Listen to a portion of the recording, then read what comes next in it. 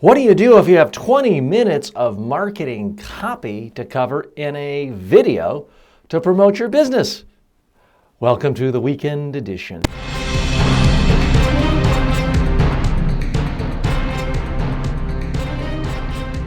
Speaking, the show about effective speaking in public, to the media, at work, and in life.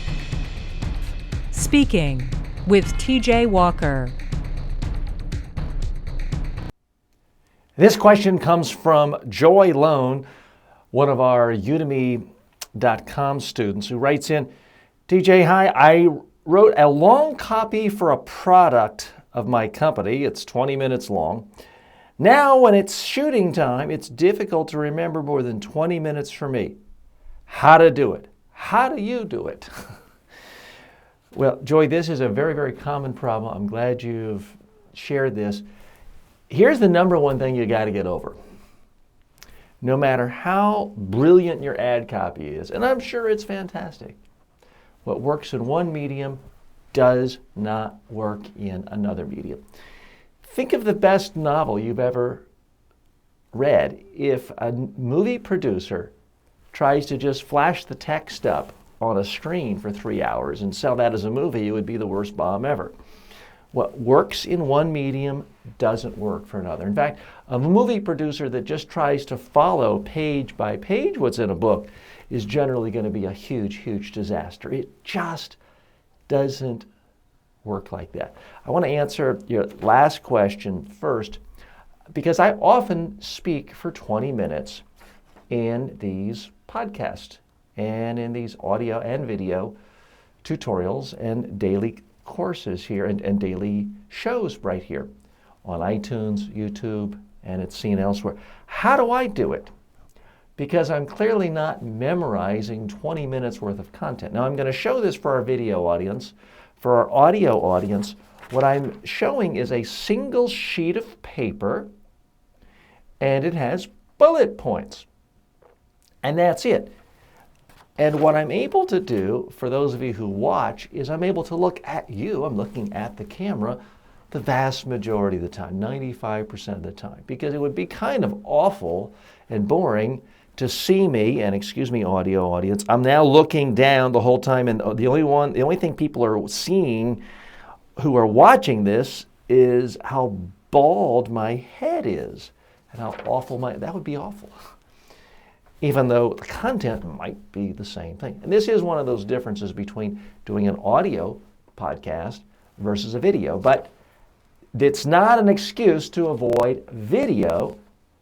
It is simply another thing you've got to prepare for. And let's start right there with just the body language aspect. Body language. So, Joy, one of the things you've got to, frankly, be worried about is if you focus all your energy on memorizing your 20 minutes of copy, what's going to happen is your body is going to tense up.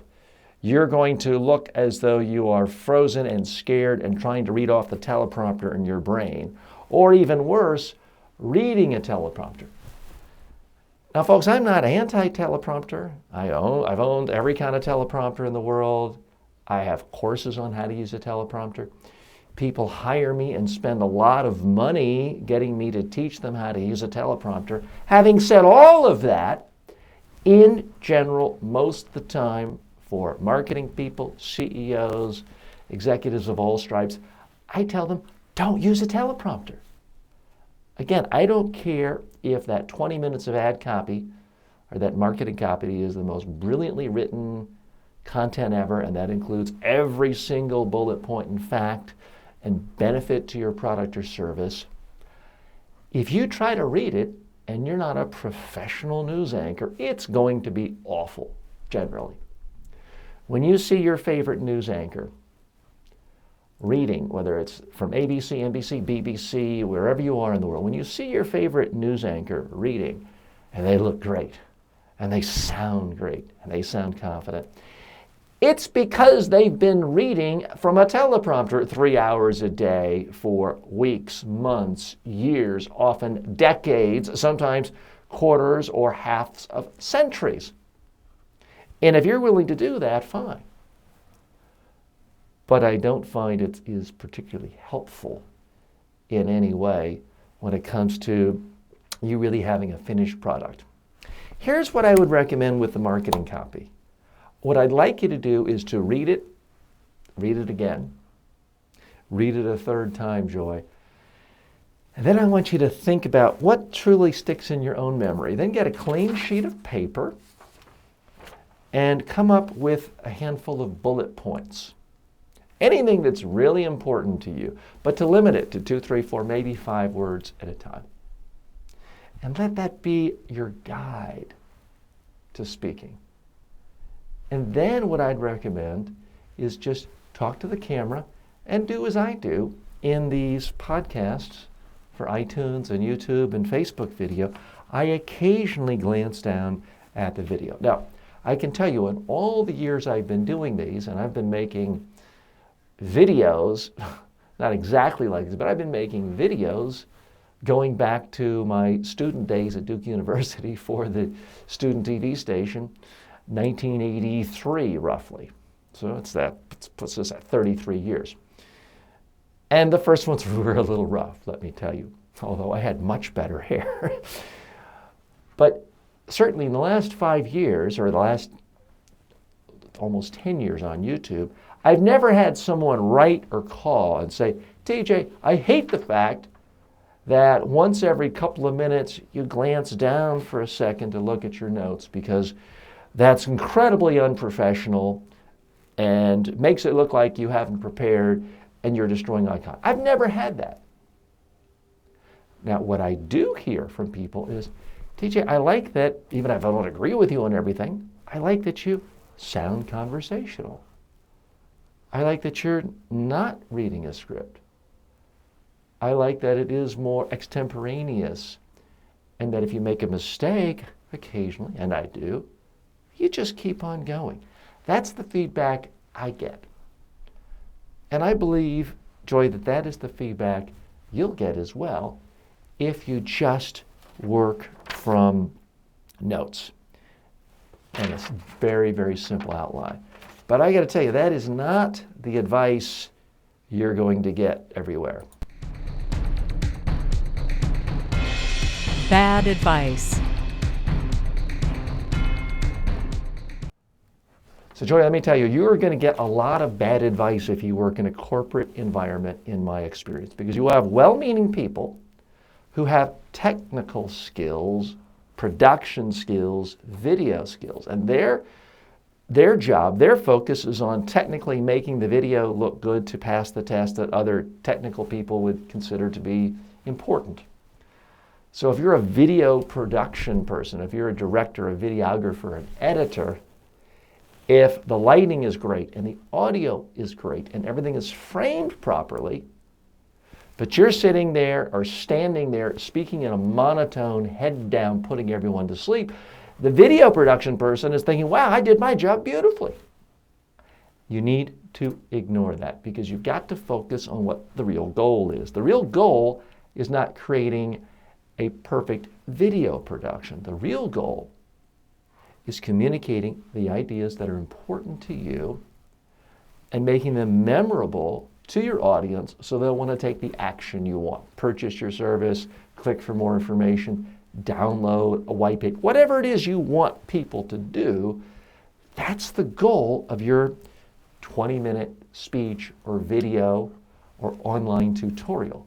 So never ever confuse that. And what I have found in many corporations, institutions, governments, UN agencies is people let the technology drive the show, because you have invested $500 in a teleprompter. People think, well, let's use the teleprompter. That way we get every word just right. Oh, folks, that is horrific advice. Again, the big problem most people have when it comes to using a teleprompter is it destroys their speech patterns. They all of a sudden speak at the same tone and the same volume and the same speed, and there is no variation in the voice. And yes, technically they get everything just right. But oh my goodness, would you really want to listen to someone talk like that? Forget 20 minutes. What about 20 seconds? That's the real problem with trying to use a teleprompter or cue cards. Also really bad. Now, you've seen late night talk show host David Letterman or comedians in your own country, and they have somebody, again, holding gigantic cue cards next to a camera 30 feet away. Again, if you are a stand-up comedian with your own national TV show and you're doing this every single day for decades, fine. Because so much of comedy is you got to get each word just right. You have to make sure you don't even switch any two words that could destroy the joke.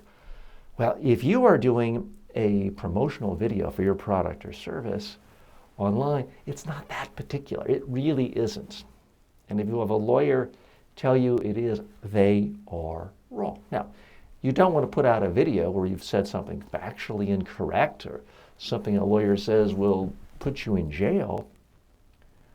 But I would be extraordinarily careful about being wedded to a particular script because it's difficult. And I can tell you, I don't take any pride in this. I'm not proud of this, but there have been times when I've been hired to be a corporate spokesperson and given a script. And I'm talking about like 14 seconds worth. I was terrible. I can easily talk to you, share with you my insights, my expertise on how to communicate effectively for 20 minutes, 30 minutes, for hours, and even for days, and it could seem relatively smooth, fluid, and make sense. But if I try to memorize even 3 sentences, getting the words just right, it's horrible when I do it. And really embarrassing myself. Now, I was once cast in a movie, Runner, Runner, starring Ben Affleck, to do a very brief news intro about the topic of the movie, which was internet gambling. And I had about 8 seconds of copy to go over online.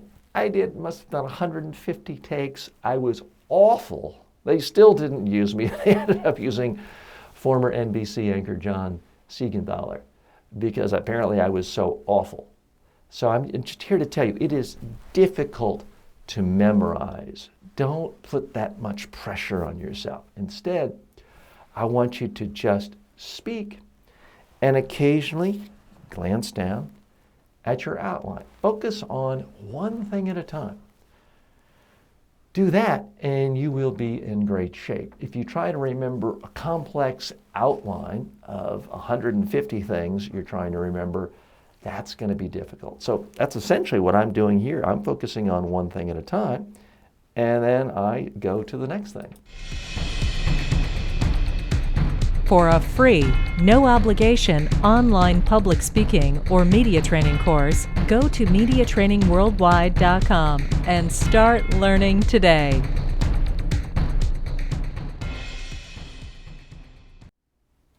So, John, I do appreciate your question. My other big advice for you on how to go from fairly lengthy ad copy to a video is just practice it. Don't try to get it right in one take. And perhaps your company has hired a big fancy production crew for the day and you don't want to waste time. There's nothing preventing you from practicing at home just with your cell phone. Practice the night before. Again, technology is easy these days when it comes to communication because there's so many ways we can capture video of our video of ourselves with a cell phone, which I'm holding up, an iPad, a laptop, any kind of video. If you practice in front of it and watch it, you'll be much more comfortable because you may feel more tension if it is a corporate studio and there's a director and a producer and your boss is around and all these people are looking at you and the clock is running and maybe you may even be using a union production crew. So if you don't get it right, that puts more pressure on because you got to pay overtime. All these factors are a part of it, and that's why I want to make your life easy. There are all sorts of experts out there about how to have a perfect memory. Some of them are friends of mine from the National Speakers Association, and they're a nice show, and it's impressive to meet 200 people quickly. They stand up and introduce themselves, and then you go back around and tell them their names. But it's kind of a parlor trick that I think, frankly, doesn't really help most speakers speak more effectively. So my recommendation, have the simple outline. Focus on one thing at a time. And when you've said everything you want to say about that one topic, just glance down and look at the next topic on your cheat sheet and keep doing that till you come to the end. Speaking is brought to you by Media Training Worldwide. For all of your media training and public speaking training needs, go to MediaTrainingWorldwide.com.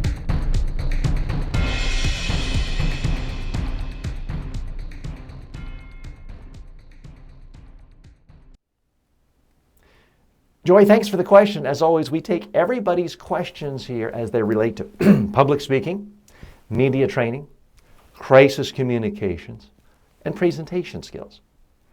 So we're not taking your finance questions here. We're not giving stock tips, but we do take any question that relates to spoken communication. As a part of that, the body language aspect as well.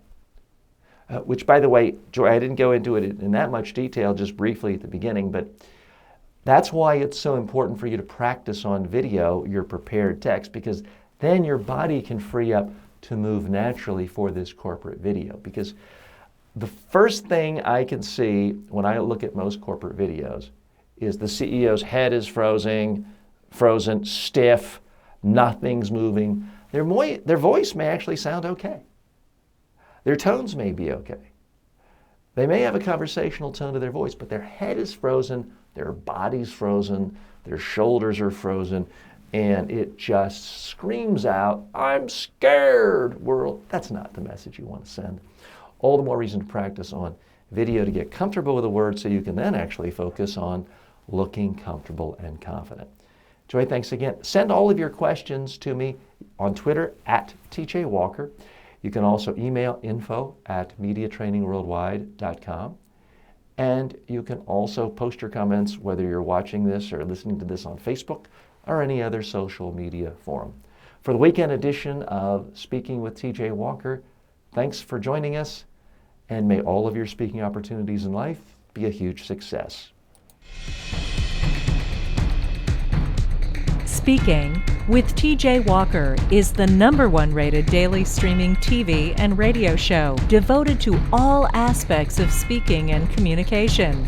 If you received value from this show, then please subscribe to it at MediaTrainingWorldwide.com. Please review the show, leave comments, and share it with your friends and colleagues today.